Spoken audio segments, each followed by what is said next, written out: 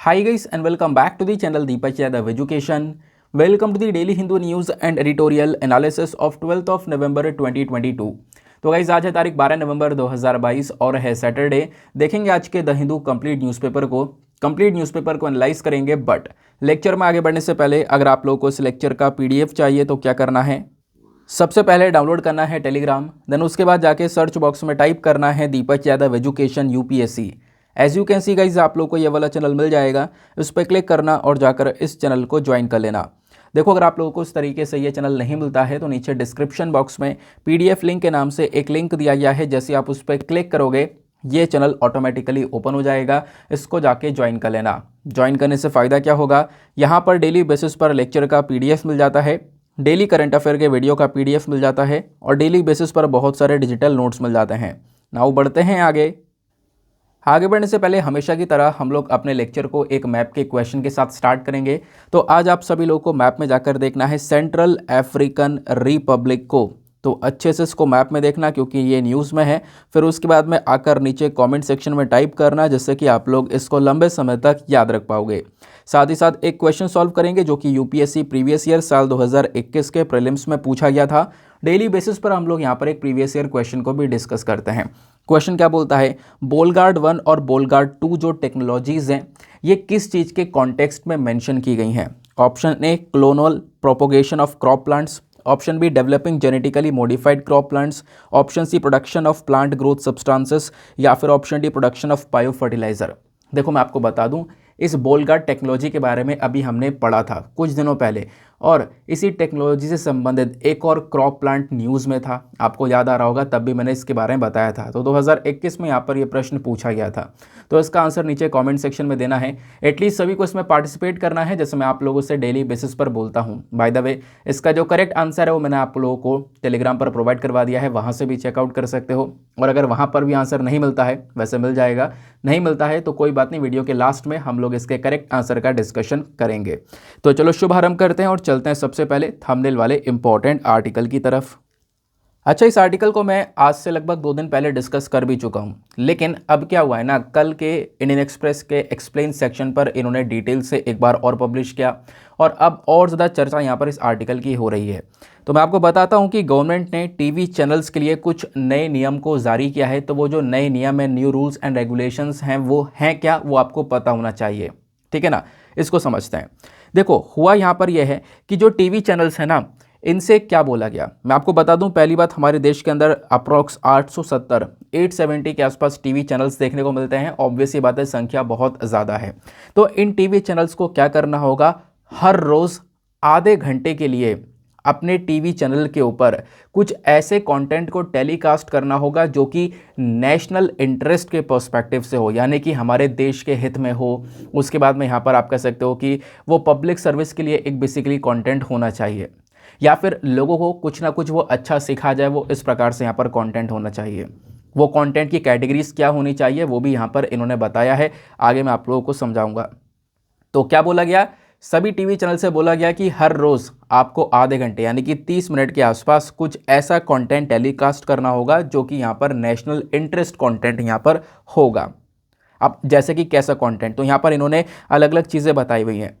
जैसे कि यहाँ पर आपको कुछ ऐसी चीज़ें दिखानी है एजुकेशन से संबंधित, एजुकेशन के बारे में आपको बताना है। साथ ही साथ में आपको लिटरेसी को स्प्रेड करना है, या फिर एग्रीकल्चर और रूरल डेवलपमेंट को लेकर कंटेंट दिखाना है, हेल्थ एंड फैमिली वेलफेयर को लेकर, साइंस एंड टेक्नोलॉजी को लेकर, वेलफेयर ऑफ वेमेन को लेकर, welfare of the weaker section of society, साथ ही साथ में एनवायरमेंट का प्रोटेक्शन कैसे करते हैं, यानी प्रोटेक्शन ऑफ एनवायरमेंट, या फिर नेशनल इंटीग्रेशन। तो इस प्रकार की जो थीम है वो यहाँ पर दी गई है कि इस पर्टिकुलर टॉपिक पर आपको ये कंटेंट दिखाना है हर रोज़ आधे घंटे के लिए। ये यहाँ पर कुछ टीवी चैनल्स के लिए रूल्स एंड रेगुलेशंस लेकर आए गए। हालांकि यहाँ पर कुछ टीवी चैनल्स ने इसका अपोज भी किया इसको। उनका कहना यहाँ पर यह है कि देखो यार, किसी चीज़ को इम्पोज नहीं कर सकते आप हमारे ऊपर। ठीक है ना, आप हमारे ऊपर इसको लागू कर रहे हो, वो चीज़ यहाँ पर गलत है। इस प्रकार से ओपोजिशन भी देखने को मिला है। जबकि यहाँ पर सरकार ने मेंशन ये किया है जो भी टीवी चैनल्स चल रहे हैं वो एयर वेव्स के माध्यम से चल रहे हैं, है ना। एयर वेव्स जो है ना उस सैटेलाइट के माध्यम से वो यहाँ पर वो सारे के सारे चैनल्स चल रहे हैं। और वो जो एयर वेव है वो क्या है, वो बेसिकली यहाँ पर पब्लिक प्रॉपर्टी है। तो सरकार ने यहाँ पर ये बोला पब्लिक प्रॉपर्टी है तो आपको कॉन्टेंट भी क्या दिखाना है, हर रोज़ 30 मिनट के आसपास 30 मिनट तक कुछ ऐसा कॉन्टेंट दिखाना है जो कि यहाँ पर लोगों को और भी बहुत कुछ आगे लाइफ में अचीव करने में आप कह सकते हो मदद करे। जब सरकार ने बोला कि एयरवेव्स के थ्रू यहाँ पर टीवी चैनल चल रहे हैं वो पब्लिक प्रॉपर्टी है, उसके बाद भी यहाँ पर जो टीवी चैनल्स हैं उनका कहना यह है कि देखो जिस एयरवेव्स की आप बात कर रहे हो ना उसके लिए हम बहुत सारा पेमेंट करते हैं, बहुत सारा पैसा देते हैं, उसके बाद में इन एयरवेव्स को लेने के बाद में उसके माध्यम से सारे के सारे टीवी चैनल्स चल रहे हैं। तो इस प्रकार से यहाँ पर आपको एक टसल भी देखने को मिल रहा है। लेकिन इसमें एक और चीज़ ऐड करने वाली है, वो यहाँ पर यह है कि अगर सपोज़ यहाँ पर आप लोग समझ रहे होंगे कि स्पोर्ट वाला चैनल है, मान लो कोई स्पोर्ट्स का चैनल है जहाँ पे सारे के सारे स्पोर्ट्स दिखाए जाते हैं, तो क्या उस चैनल पर क्या कंटेंट दिखाएंगे 30 मिनट के लिए? तो कुछ चैनल्स को एक्सेप्ट किया गया है। ध्यान रखना ये जो ऑब्लिगेशंस है ना, ये जो रूल्स एंड रेगुलेशन है, ये किस किस के ऊपर लागू नहीं होंगे। पहली चीज़ जो स्पोर्ट्स चैनल्स होंगे उनके ऊपर लागू नहीं होंगे, वाइल्ड लाइफ वाले जो चैनल्स होंगे उनके ऊपर लागू नहीं होंगे, या फिर जो फॉरेन चैनल्स होंगे यानी विदेश के जो चैनल्स होंगे उनके ऊपर लागू नहीं होंगे। ये 3 यहाँ पर एक्सेप्शंस भी रखे गए हैं। ये बातें बहुत ध्यान से आप लोग सुन लेना, दिमाग में फिट कर लेना, क्योंकि आने वाले टाइम पर इसके ऊपर बहुत सारे एडिटोरियल्स वगैरह पब्लिश होने वाले हैं और डेफिनेटली टेक्स्ट एंड कॉन्टेक्स्ट के पेज पर ये आर्टिकल आने वाला है ना। तो फिर यहाँ पर इस चीज़ को ध्यान में रखना। आगे चलते हैं अपने नेक्स्ट आर्टिकल पर। नेक्स्ट आर्टिकल काफ़ी ज़्यादा इंपॉर्टेंट होने वाला है। क्या कॉन्टेक्स्ट है यहाँ पर इसका, आपको पता होगा राजीव गांधी जी जो हमारे फॉर्मर प्राइम मिनिस्टर हैं, इनका असैसिनेशन हो गया था, यानी इनको मार दिया गया था। तो वो जो असैसिनेशन है उसके पीछे काफ़ी सारे लोग थे, पूरी प्लानिंग हुई थी, उसके बाद यहाँ पे वो असैसिनेशन किया गया था। उसके बारे में आगे मैं आपको बताऊंगा। तो हुआ यहाँ पर यह है कि जो असैसिनेशन करने वाले, पूरी तरह से प्लानिंग करने वाले जो लोग थे, जो आपको यहाँ पर ये देखने को मिलेंगे, तो इन 6 लोगों को अभी के लिए रिलीज़ कर दिया गया है। यानी कि सुप्रीम कोर्ट के ऑर्डर ने क्या किया, इन 6 लोगों को छोड़ दिया है। वैसे इनको ज़िंदगी भर की सज़ा मिली हुई थी, उम्र कैद की सज़ा मिली हुई थी, लेकिन यहाँ पर क्या हुआ, इनको अभी रिलीज़ कर दिया गया, इनको छोड़ दिया गया। कितने लोग हैं, ये 6 लोग हैं। 6 के 6 नाम आप लोग देख पा रहे होंगे, एस नालिनी, संथन, मुरुगन, उसके बाद में रॉबर्ट पायस, जय कुमार और इधर आरपी रविचंद्रन। ये 6 लोग हैं जिनको रिलीज़ किया है सुप्रीम कोर्ट ने। अब यहाँ पर एक चीज़ और ध्यान रखना कि इससे पहले अभी मई के मंथ में भी यहाँ पर इस केस के बारे में काफ़ी चर्चा हुई थी। मई के मंथ में यहाँ पर एक और व्यक्ति थे जिनका नाम था एजी पेरारीवालन, याद आ रहा होगा, है ना। तो जो एजी पेरारीवालन है उनको यहाँ पर मई के मंथ में छोड़ा गया था। तो इस साल यहाँ पर ये लगभग 2 से 3 बार ये केस न्यूज़ में आ चुका है। तो बस खाली न्यूज़ तो यहाँ पर इतनी सी आपको देखने को मिलेगी। एक बेंच बैठी थी, BR गवई थे और साथ ही साथ में BV नागरत्ना थी। इन्होंने यहाँ पर देखा कि बहुत पहले यहाँ पर इनको छोड़ने की बात की गई थी, लेकिन जो गवर्नर हैं उन्होंने यहाँ पर इसके ऊपर कोई भी कॉल नहीं ली थी। बट अभी के समय पर आप देखोगे तो ये सिस्टम पूरी तरह से आप कह सकते हो चेंज हो गया है और सुप्रीम कोर्ट ने जो है यहाँ पर इन 6 के 6 लोगों को रिलीज़ कर दिया है। तो राजीव गांधी जी के असैसिनेशन के केस के मामले में पिछले 30 सालों से ये सज़ा काट रहे हैं। ज़िंदगी भर की सज़ा मिली थी, लेकिन सुप्रीम कोर्ट ने अभी के लिए रिलीज़ किया। इतना सा आर्टिकल था और पूरे न्यूज़पेपर में इस आर्टिकल की लगातार चर्चा हो रही है। Page number 10, page number 10, page number 2, यहाँ पर आप देखोगे तो लगातार न्यूज़पेपर में आर्टिकल भरा हुआ है। आओ चलो अब हम लोग थोड़ा सा डिस्कस करते हैं कि आखिरकार ये असैसिनेशन वाला जो केस है वो था क्या। आप देखोगे राजीव गांधी जी से पहले जो इंदिरा गांधी जी थी ये प्राइम मिनिस्टर थी और इनको भी यहाँ पे असैसिनेट किया गया था, इनको भी यहाँ पर गोली मार दी गई थी। आप लोग देखोगे तो इनका असैसिनेशन हुआ था लगभग 1984 में, है ना। 1984 में इनका असैसिनेशन हुआ और फिर उसके बाद में इंदिरा गांधी जी के बाद में यहाँ पे राजीव गांधी जी यहाँ पे प्राइम मिनिस्टर बनते हैं, ठीक है ना। अब 1984 में इंदिरा गांधी जी का जब असैसिनेशन हुआ तो उसके बाद ही 1984 में होता यहाँ पर है राजीव गांधी जी प्राइम मिनिस्टर बन जाते हैं, प्रधानमंत्री बनते हैं और 1984 से लेकर 89 तक यहाँ पर ये प्रधानमंत्री के पद पर रहते हैं। अब उसके बाद में यहाँ पर आप कह सकते हो कि जो इनका असैसिनेशन हुआ था वो कब हुआ था, इनका असैसिनेशन हुआ था 1991 में, ठीक है ना। इनको कब मारा गया था, राजीव गांधी जी को 1991 में, जबकि यहाँ पर इनकी जो प्राइम मिनिस्टरशिप है वो ख़त्म हो चुकी थी 1984 से लेकर 89 के बीच में, ठीक है ना। इतने समय में ये प्राइम मिनिस्टर थे, लेकिन 1991 में यहाँ पर इनका असैसिनेशन हो जाता है, इनको मार दिया जाता है। अब ये जो असैसिनेशन है, इससे पहले ये बेसिकली यहाँ पर इलेक्शन के लिए मतलब घूम रहे थे, इलेक्शन के लिए यहाँ पर जगह जगह पर ट्रैवल कर रहे थे। ये असैसिनेशन हुआ कहाँ पे? ये हुआ है तमिलनाडु के अंदर। तो जैसा कि आप लोग यहाँ पर ये जो पर्टिकुलर पिक्चर देख पा रहे होंगे, इस पिक्चर के अंदर काफ़ी सारी चीज़ें मेंशन की गई हैं, मतलब कि इनकी ज़िंदगी के जो आखिरी 2 घंटे थे उसके बारे में बताया गया कि रात में 8:30 बजे के आसपास आप कह सकते हो ये मद्रास पहुँचते हैं। इनकी जो कैंपेनिंग वगैरह चल रही होती है, इलेक्शन कैंपेनिंग आंध्र में ख़त्म कर ये मद्रास पहुँचे। उसके बाद में तमिलनाडु के अंदर ही यहाँ पर काफ़ी सारी जगह पर ये ट्रैवल कर रहे होते हैं। लेकिन जो मेन असैसिनेशन होता है, जहाँ पे बॉम्ब फटता है, उस जगह का नाम है श्री पेराम्बुरुदुर। तो यहाँ पे आप देख पा रहे होंगे श्री पेराम्बुरुदुर, ये जो जगह का नाम है, यहीं पर ये जो बॉम्ब है वो ब्लास्ट होता है लगभग रात के 10:20 के आसपास, और उसी समय पर यहाँ पर आप कह सकते हो इनकी मृत्यु हो जाती है। अब जब आप लोग गूगल पर देखोगे इस पूरे चार्ट को, तो पूरा चार्ट यहाँ पर दिया गया है। इस असैसिनेशन के अंदर बहुत सारे लोग आपको नज़र आते हैं, है ना। ये बहुत सारे लोग आपको यहाँ पर दिख रहे होंगे। तो जिन जिन को रिलीज़ किया गया है उनके नाम भी आपको दिख रहे होंगे। एस नालिनी, अभी इनको रिलीज़ किया गया है ना। रॉबर्ट पयास और एस जयकुमार, इन दोनों को भी रिलीज़ किया गया है। 3 लोग तो यही हो गए। अभी मई के महीने में पेरारी वालन को भी यहाँ पर रिलीज़ कर दिया गया था, आपको पता होगा, ये भी यहाँ पर अभी रिलीज़ हो चुके हैं। फिर उसके बाद में अभी मुरुगन को रिलीज़ किया गया। तो ये सारे लोग यहाँ पर इस केस के अंदर इनका एक बहुत बड़ा इन्वॉल्वमेंट था। और यहाँ पर छठा व्यक्ति आरपी रविचंद्रन यहाँ पर दिख रहा होगा। तो ये सभी लोग थे यहाँ पर जिन्होंने मिलकर राजीव गांधी जी का असैसिनेशन किया था। ये असैसिनेशन हुआ कैसे था, तो मैं आपको यहाँ पर ये दिखाता हूँ। तो ये बस थोड़े दिन पहले का ही पिक्चर था। यहाँ पे आप देख पाओगे ये राजीव गांधी जी। अब यहाँ पर एक छोटी सी लड़की का पिक्चर आपको दिख रहा होगा। इस लड़की का नाम है धनु। क्या नाम है? धनु। तो बेसिकली यहाँ पर ये लड़की सुसाइड बॉम्बर थी। अब इस लड़की ने अपने ऊपर मतलब बॉम्ब वगैरह फिट कर रखे थे, बॉम्ब बेल्ट वगैरह पहन रखी थी। और ये आप देखोगे थोड़ी देर पहले का ही पिक्चर है, कुछ ही मिनट पहले का। ये लड़की जाती है, इनके पास में पैर छूती है, पैर जैसी छूती है, ये पूरा का पूरा बॉम्ब ब्लास्ट हो जाता है। रात 10:20 की बात है, जैसे मैंने आपको बताया। और उसके बाद ही यहाँ पर आप कह सकते हो कि इनकी मृत्यु हो जाती है। बाकी आपको पता होगा, ये मैंने आपको बताया था कि पहले अभी यहाँ पर इनको रिलीज़ किया गया एजी पेरारी वालन को, ये भी यहाँ पर इसी पर्टिकुलर केस के अंदर थे। तो अब उनको रिलीज़ किया गया। बाकी अभी जो बाकी 6 लोग थे उनको भी यहाँ पर रिलीज़ कर दिया गया है। उन 6 लोगों के बारे में मैंने आपको यहाँ पर बता दिया है। अब ये असैसिनेशन क्यों किया गया था, उसके पीछे की और पूरी कहानी है, श्रीलंका से जुड़ी हुई, लिट्टे ग्रुप से जुड़ी हुई। तो वो समझने के लिए थोड़ा सा और टाइम चाहिए। लेकिन अभी के लिए बस खाली इतना समझना, असैसिनेशन कैसे हुआ वो मैंने आपको यहाँ पर जो मेन पॉइंट्स है, जो मेजर मुद्दा है वो मैंने आपको बताया। आगे आते हैं। नेक्स्ट आर्टिकल आपको यहाँ पर दिख रहा होगा। क्या मेंशन किया जा रहा है? लगभग 377 लोग जो है ना वो अभी अंडर ट्रीटमेंट है फॉर डेंगू, ऐसा यहाँ पर एक मिनिस्टर का कहना है। बात यहाँ पर है तमिलनाडु की। तो वहाँ पे जो डेंगू के केसेस हैं वो लगातार पिछले कुछ समय पर बहुत ज़्यादा इंक्रीज़ हुए हैं। इनफैक्ट जो पिछले महीने केसेस थे वो बहुत ही ज़्यादा निकल कर आए थे, लेकिन अब के महीने केस थोड़े से कम हो चुके हैं।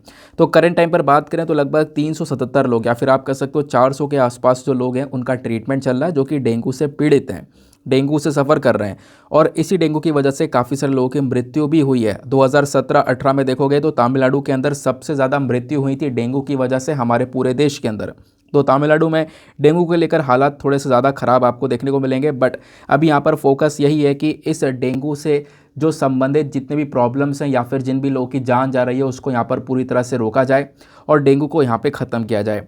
हालांकि इस चीज़ के अंदर एक इम्प्रूवमेंट भी नज़र आया है पिछले महीने के कंपैरिजन में। अब की बार काफ़ी कम जो केसेस हैं वो हम लोगों को नज़र आ रहे हैं, ऐसा इस आर्टिकल में मेंशन किया गया। तो ये तो बात हो गई सर डेंगू की। बड़े दिनों बाद डेंगू यहाँ पर न्यूज़ में देखने को मिला है। करना क्या है, ये तो आपने करंट इशू पढ़ लिया कि क्या क्या हो रहा है तमिलनाडु के अंदर। बट अब यहाँ पे करना यह है कि इसको स्टैटिक पार्ट से रिलेट करना है। और सबसे पहली बात आपको पढ़ना है डेंगू के बारे में, आखिरकार डेंगू है क्या, कैसे फैलता है, इन सब चीज़ों के बारे में। क्यों? क्योंकि डिजीज़ को लेकर हम लोग देख पाते हैं हर साल एक ना एक क्वेश्चन बन ही जाता है। जब बात करते हैं डेंगू की तो ये आर्टिकल आपको जीएस पेपर नंबर 2 हेल्थ के पॉइंट ऑफ व्यू से लिंक किया जा सकता है इस आर्टिकल को। डेंगू की बात करें तो डेंगू बेसिकली यहाँ पर मच्छर से होने वाली एक बीमारी है, और जो मच्छर इस बीमारी को फैलाता है उसका नाम है एडिस एजिप्टी। एडिस एजिप्टी मच्छर की वजह से बीमारी फैलती है। अब यही मच्छर जो है ना और भी बहुत सारी बीमारियों को पैदा करता है, यानी उन बीमारियों को फैलाता है। एडिस एजिप्टी मच्छर से डेंगू फैलता है। डेंगू के साथ साथ यहाँ पर ये चिकनगुनिया, येलो फीवर और जीका इन्फेक्शन जैसी बीमारियों को भी फैलाता है। जीका वायरस के बारे में आपने सुना होगा, तो ऐसे इन्फेक्शन को भी ये फैलाता है। अभी इस डेंगू के सिम्टम्स की बात करें, लक्षण की बात करें, तो कोई भी अगर डेंगू से सफ़र करता है तो उसमें काफ़ी सारे लक्षण दिखाई पड़ते हैं, जैसे कि सर में दर्द हो गया, आंखों के पीछे दर्द होना, हड्डियों में दर्द होना, मांसपेशियों में दर्द होना। ये बेसिकली यहाँ पर इसके सिम्टम्स हैं। डायग्नोसिस और ट्रीटमेंट की बात करें तो डेंगू का जो इन्फेक्शन है वो कैसे पता लगाया जाता है, वो आपको पता है, ब्लड का टेस्ट कर है ना, प्लेटलेट्स को देखकर। प्लेटलेट्स डाउन तो नहीं है तो ब्लड टेस्टिंग के माध्यम से यहाँ पर पता लगाया जाता है डेंगू का इन्फेक्शन किसी व्यक्ति को है या नहीं है। ये बेसिकली यहाँ पर इसका डायग्नोसिस का प्रोसेस है। बाकी डेंगू के स्टेटस के बारे में अगर हम डिस्कस करें तो आप देखोगे दुनिया भर में तो बहुत सारे केस निकल कर आते ही हैं, लेकिन इंडिया के हालात देखें तो इंडिया के हालात पिछले कुछ सालों में डेंगू के मामले में थोड़े से बेकार हुए हैं। मैं आपको समझाता हूं कैसे। वर्ल्ड हेल्थ ऑर्गेनाइजेशन का एक एस्टिमेटेड डेटा है, एक अंदाज़ा यहाँ पर डेटा दिया गया है, वो ये है कि हर साल 39 करोड़ के आसपास डेंगू के केसेस निकल कर आते हैं, जिसमें से केवल और केवल 9.6 करोड़ के अंदर ही कुछ लक्षण दिखाई पड़ते हैं, बाकी लोगों के अंदर लक्षण दिखाई नहीं पड़ते हैं। और जिनके अंदर लक्षण दिखाई नहीं पड़ते हैं वो केस और ज़्यादा बेकार हो जाता है, क्योंकि पता नहीं चल पाता वो व्यक्ति किस बीमारी से जूझ रहा है। बाकी इंडिया की बात करें स्पेसिफिकली तो 2018 में 1 लाख से भी ज़्यादा केसेस को रजिस्टर किया गया था, डेंगू के केसेस को 2018 में। फिर 2019 में 1.5 लाख के केसेस को रजिस्टर किया गया। फिर उसके बाद ऐसे यहाँ पर थोड़े थोड़े केसेस ये लगातार इंक्रीज़ होते चले गए। पिछले कुछ सालों के कंपैरिजन में आप देखोगे तो डेंगू ने अब थोड़ा सा ज़्यादा परेशान करना स्टार्ट कर दिया है। और करंट जो टाइम है ये भी सीज़न डेंगू का ही चल रहा है कि काफ़ी सारे लोग अभी भी यहाँ पर पूरे इंडिया भर में डेंगू से सफ़र कर रहे हैं। यह बात क्लियर हुई। फिर उसके बाद में यहाँ पर डेंगू को कंट्रोल करने के लिए काफ़ी सारे अलग अलग तरीके अलग अलग कंट्रीज़ के अंदर अपनाए जा रहे हैं, जैसे कि इंडोनेशिया के अंदर वोलबाचिया बैक्टीरिया का इस्तेमाल किया गया है डेंगू को रोकने के लिए। अब ये वोलबाचिया बैक्टीरिया क्या है, देखो आपसे पूछा जाए वोलबाचिया बैक्टीरिया किस चीज़ के संदर्भ में यूज़ किया जाता है, तो आप ध्यान रखना डेंगू को रोकने के लिए यहाँ पर वोलबाचिया बैक्टीरिया का यूज़ किया गया है। अब मेथड क्या है, ये बेसिकली इंडोनेशिया ने इस पर्टिकुलर एक इनिशिएटिव को स्टार्ट किया, या फिर इंडोनेशिया के अंदर ये नया मेथड लेकर आया गया। होता यहाँ पर यह है कि जो साइंटिस्ट हैं ना वो क्या करते हैं, कुछ मच्छरों को इस वोलबाचिया बैक्टीरिया से इन्फेक्ट कर देते हैं, यानी उन मच्छरों के अंदर ये वोलबाचिया बैक्टीरिया डाल दिया जाता है और फिर उन मच्छरों को शहर के अंदर छोड़ दिया जाता है। और जब वो मच्छर बाकी दूसरे मच्छर के साथ में ब्रीडिंग करते हैं ना, तो उससे यहाँ पर यह होता है कि सभी के अंदर ये वोलबाचिया बैक्टीरिया पहुँचता है, और इसी के चक्कर में यहाँ पर जो डेंगू है वो लगातार कम हो जाता है। क्योंकि यहाँ पे ये चेक किया गया 27 महीनों के अंदर अंदर रिसर्चर्स ने ये पाया, ये पहले मच्छरों के अंदर वोलबाचिया बैक्टीरिया डालते रहे, वो मच्छर आगे ब्रीडिंग करते रहे। इससे पता ये चलता है आने वाले 27 महीनों के बाद कि जो डेंगू है 77% जो केसेस है वो काफ़ी हद तक कम हो जाते हैं, जहाँ पर वोलबाचिया से इन्फेक्टेड मॉस्किटोज़ को रिलीज़ किया गया था। तो ये बातें यहाँ पे बताई गई। तो इस प्रकार से यहाँ पर इंडोनेशिया ने एक कदम उठाया है। बाकी डेंगू की वैक्सीन की जब हम लोग बात करते हैं तो डेंगू वैक्सीन है जिसका नाम है CYD-TDV। ये बेसिकली एक वैक्सीन है, या फिर इसको हम लोग डेंग वैक्सिया के नाम से भी जानते हैं। इस वैक्सीन को अप्रूव किया गया था US food and drug administration के थ्रू साल 2019 में। ये पहला एक ऐसा वैक्सीन था जिसको अप्रूवल मिला था US की साइड से। ये बात क्लियर हुई। अब ये तो हमने डेंगू के बारे में सारी बातें पढ़ ली, तो आप कहोगे क्या वाकई में इतना इंपॉर्टेंट हो सकता है ये आर्टिकल, तो उसको हम लोग जांच करते हैं कैसे। साल 2015 में आप देखोगे डिजीज़ को लेकर एक सवाल पूछा गया था। सवाल क्या था, H1N1 वायरस कभी कभी न्यूज़ में देखने को मिलता है, ये कौन सी बीमारी से संबंधित है, ये यहाँ पे पूछा गया था। तो ये बेसिकली यहाँ पर इसका correct answer option number D हो जाएगा, स्वाइन फ्लू। स्वाइन फ्लू से यहाँ पर ये संबंधित आपको देखने को मिल जाता है। आगे आते हैं। फिर ऐसे ही एक और सवाल पूछा गया, ये तो चलो 2015 हो गया। अब देखो 2017 में भी एक सवाल पूछा गया था, कौन सा, जीका वायरस को लेकर। जीका वायरस वो वायरस है जो कि अगेन जिस मच्छर से डेंगू फैलता है उसी मच्छर से जीका वायरस भी फैलता है, जैसे मैंने आपको स्टार्टिंग में बताया था। तो जीका वायरस को लेकर यहाँ पर एक क्वेश्चन पूछ लिया गया था कि ट्रॉपिकल रीजन्स की बात करें तो जीका वायरस जो बीमारी है ये फैलती है same mosquito say that transmit dengue, यानी कि उसी मच्छर से ये बीमारी फैलती है जिस मच्छर से डेंगू फैलता है। पहला स्टेटमेंट तो ये दिया गया। दूसरा स्टेटमेंट यहाँ पर बोलता है कि जो सेक्सुअल ट्रांसमिशन है जीका वायरस डिजीज़ का वो भी पॉसिबल है। बताओ कौन सा स्टेटमेंट यहाँ पर सही है। नीचे ऑप्शन दिए गए हैं 1 ओनली, 2 ओनली, दोनों सही हैं या फिर दोनों गलत हैं। तो इसका करेक्ट आंसर आपको सी देखने को मिलेगा, दोनों के दोनों बिल्कुल सही हैं। तो जब आप जीका वायरस पढ़ोगे तो आपको सारी बातें वहाँ पे पता चलेंगी जो कि मैं ऑलरेडी पढ़ा भी चुका हूँ। तो आपने देखा कि हाँ डेंगू के बारे में पढ़ना कितना ज़्यादा रेलिवेंट हो जाता है, और ऐसे और भी कई बीमारियों को लेकर सवाल पूछे गए हैं। क्लियर हुआ। चलो जी आगे आते हैं उसके बाद नेक्स्ट आर्टिकल पर। लेकिन अगले आर्टिकल पर आने से पहले यार मेक श्योर करना वीडियो पे जो लाइक का बटन है उसको प्रेस कर देना। एक छोटा सा टारगेट है 5K प्लस लाइक्स का, जिसको आप लोग अचीव करवा सकते हो। और साथ ही साथ में मेरे साथ में इंस्टाग्राम पे कनेक्ट कर सकते हो। इंस्टाग्राम पे जाना, सर्च बॉक्स में टाइप करना दीपक यादव एजुकेशन, आपको ये वाला प्रोफाइल मिलेगा। यहाँ पे आप मेरे साथ में पर्सनली कनेक्ट कर पाओगे। नाउ आते हैं अगले आर्टिकल की तरफ। नेक्स्ट आर्टिकल और भी ज़्यादा इंपॉर्टेंट होने वाला है, ये भी तमिलनाडु से ही है। क्या बात की जा रही है? New laboratory gives Tamil Nadu a leg up to fight leptospirosis case. देखो तमिलनाडु के अंदर लेप्टोस्पिरोसिस केसेस भी काफ़ी सारे देखने को मिल रहे हैं। अब ये लेप्टोस्पिरोसिस होता क्या है इसको भी मैं आगे समझाऊंगा। तो हुआ क्या, यहाँ पर इस बीमारी से लड़ने के लिए तमिलनाडु के अंदर एक नई लेबोरेटरी को बना दिया गया है, जो कि इस बीमारी को पूरी तरह से टैकल करेगी। उसको लेकर यहाँ पर ये डिस्कशन किया गया है। तो अब यहाँ पर इस बीमारी को डायग्नोस करने में और ज़्यादा मदद मिलने वाली है। हम इसके बारे में और ज़्यादा पता लगा पाएंगे। इसके लिए पूरी की पूरी एक लेबोरेटरी, जिसको हम लोग बोल रहे हैं रीजनल लेप्टोस्पिरोसिस डायग्नोस्टिक लेबोरेटरी, या फिर इसको RLDL के नाम से भी जाना जा रहा है। तो इस लेबोरेटरी को बनाया गया, इसका उद्घाटन यहाँ पर हो चुका है। और हमारे देश में जो लेबोरेटरीज़ हैं अभी के समय पर तो बहुत कम लेबोरेटरीज़ हैं, बट यहाँ पे इन लेबोरेटरीज़ का बढ़ना बहुत ज़्यादा ज़रूरी है, स्पेसिफिकली साउथ इंडिया के अंदर, यानी कि तमिलनाडु, केरला, ये जो हमारे सदर्न रीजन्स हैं वहाँ पर। क्यों? क्योंकि लेप्टोस्पिरोसिस के केसेस जो है ना वो सबसे ज़्यादा आपको सदर्न रीजन में ही देखने को मिल रहे हैं। इसमें बहुत प्रॉब्लम्स क्रिएट होती हैं, ऑर्गन तक फेलियर हो जाता है, इंसान की जान भी चली जाती है। इनफैक्ट आप देखोगे इस बीमारी का जो पॉजिटिविटी रेट है सदर्न इंडिया के अंदर, साउथ इंडिया के अंदर, वो 25.6% के आसपास का है। तो साउथ इंडिया के अंदर थोड़ा ज़्यादा खतरा बना हुआ है इस पर्टिकुलर डिजीज़ का। तो उसको डायग्नोस करने के लिए यहाँ पर एक लेबोरेटरी बनाई गई।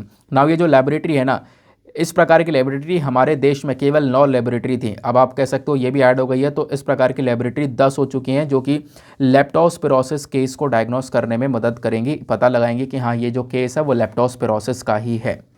समझ में आई बात? अब थोड़ा सा हम लोग डिस्कस करते हैं इस पर्टिकुलर बीमारी के बारे में, आखिरकार ये लेप्टोस्पिरोसिस है क्या। तो बेसिकली यहाँ पर ये एक बैक्टीरियल डिजीज़ है जो कि इंसानों के साथ साथ जानवरों को भी बुरी तरह से अफेक्ट करती है। अब ये बैक्टीरिया की वजह से होती है, और वो जो बैक्टीरिया है वो कौन सी फैमिली से बिलोंग करता है या फिर उसकी जीन क्या है, उसकी जाति क्या है, आप ऐसा कह सकते हो, तो वो है लेप्टोस्पिरा। तो लेप्टोस्पिरा से यहाँ पर ये बिलोंग करता है। ह्यूमंस की बात करें, मानव की बात करें, तो इसमें बहुत सारे सिम्टम्स आपको देखने को मिल जाते हैं। और अगर मान लो कोई व्यक्ति इन्फेक्ट हो जाता है इस लेप्टोस्पिरोसिस से, तो होगा क्या यहाँ पर, उसके अंदर किन्हीं केसेस के अंदर सिम्टम्स देखने को मिल जाएंगे और कुछ केसेस के अंदर सिम्टम्स नहीं देखने को मिलेंगे, जैसा कि हर एक बीमारी के अंदर होता है। लेकिन मान लो यहाँ पर अगर कोई व्यक्ति यहाँ पे लेप्टोस्पिरोसिस से सफ़र कर रहा है और उसने अपना प्रॉपर ट्रीटमेंट करवाया नहीं, कोई भी इलाज नहीं करवाया, कह रहा है यार ऐसे ठीक हो जाएगा, तो ऐसा होता नहीं है। अगर ट्रीटमेंट नहीं करवाया तो ये लेप्टोस्पिरोसिस क्या क्या कर सकता है, किडनी को डैमेज कर सकता है, या मेनिंगिटिस जैसी प्रॉब्लम को बॉडी के अंदर बना सकता है। मेनिंगिटिस यानी कि जो ब्रेन है उसके अंदर सूजन हो सकती है, ब्रेन के मेम्ब्रेन के अंदर में, या फिर लीवर फेलियर हो सकता है, रेस्पिरेटरी डिजीज़ हो सकती है, इवन मृत्यु होने के भी पूरे चांसेस हैं अगर आप ट्रीटमेंट नहीं कराते हो, अगर किसी को लेप्टोस्पिरोसिस हुआ है तो। ठीक है ना। बाकी यहाँ पर कोई इसका कोई सोल्यूशन वगैरह, कोई टैबलेट वगैरह, दवाई वगैरह है क्या? हाँ, वो क्या है, तो वो है डॉक्सीसाइक्लिन। तो जो डॉक्सीसाइक्लिन की यहाँ पर 200 mg की टैबलेट आती है, तो इसका जो सिंगल डोज है ना वो यहाँ पर थोड़ा इफेक्टिव माना गया है। माना जाता है कि हाँ उस सिंगल डोज की वजह से जो ये इन्फेक्शन है इसको हम लोग रोक सकते हैं। ठीक है ना। और खासकर ये दवाई दी जाती है कब, जब आप कह सकते हो बारिश वगैरह बहुत ज़्यादा हो रही है सदर्न इंडिया में, या फिर उनकी बारिश की वजह से बहुत ज़्यादा जगह पर बाढ़ आ चुकी है, फ्लड आ चुका है, क्योंकि उस बाढ़ की वजह से, फ्लड की वजह से ही ये ज़्यादातर बीमारी जो है ना लेप्टोस्पिरोसिस की ये फैलती है। आप यहाँ पर एक डेटा देख पाओगे, बताया ये जा रहा है कि जो लेप्टोस्पिरोसिस के केसेस हैं केरला के अंदर वो लगातार बढ़ते हुए जा रहे हैं साल 2015 से। जो ये फिगर है ये बहुत ज़्यादा बढ़ चुकी है। इनफैक्ट साल 2018 में 2200 के आसपास केस निकल कर आए थे लेप्टोस्पिरोसिस के केरला के अंदर।